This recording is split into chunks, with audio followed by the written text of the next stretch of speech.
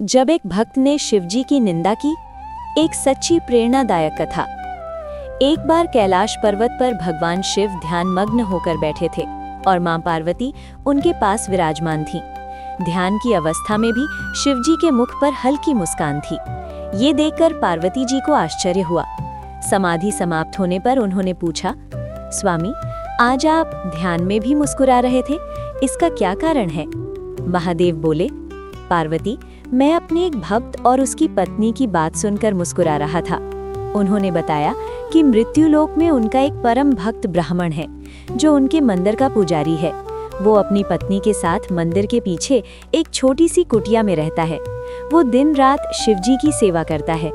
उसकी पत्नी चाहती है कि उनका खुद का घर हो, धन दौलत हो और सुख सुविधाएं हो, लेकिन पुजारी केवल मंदिर की दान दक्षिणा से गुजारा करता है, जिससे बड़ी मुश्किल से घर चलता है।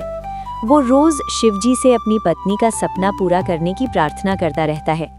आज उसकी पत्नी ने ताना मारते हुए कहा, जिन भोलेनाथ की तुम दिन रात पूजा करते हो, उनके पास खुद घर नहीं है। वे तो कैलाश पर्वत पर रहते हैं, वे तुम्हें कहां से घर देंगे? बस यही सुनकर शिवजी मुस्कुरा उठे। मां पार्वती को ये सुनकर दुख हुआ। उन्होंने कहा, स्वामी, वो आपकी निंदा कर रही है, आप उसे घर और सुख दे दीजिए। शिवजी बोले, पार्वती, ये मेरे हाथ में नहीं है। मनुष्य अपने पिछले और वर्तमान जन्मों के कर्मों का फल भोगता है।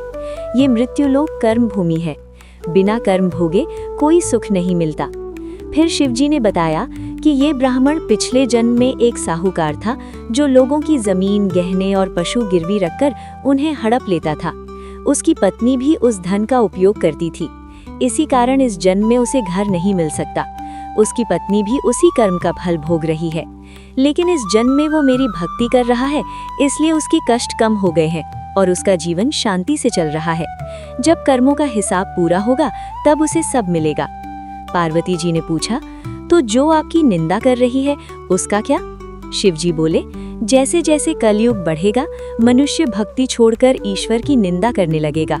ये सृष्टि के आरंभ में ही लिखा जा चुका है, लेकिन जो इस कठिन समय में भी मेरी भक्ति करेगा, उसे इस मृत्युलोक से मुक्ति अवश्य मिलेगी। शिक्षा, भगवान देर करते हैं, अंधेर नहीं। हर परिस्थिति कर्मों का फल होती है और भक्ति जीवन को शांत बना देती है। अगर ये स्टोरी आपके दिल को टच करे तो प्लीज इस वीडियो को लाइक करें और ऐसे और स्पिरिचुअल स्टोरीज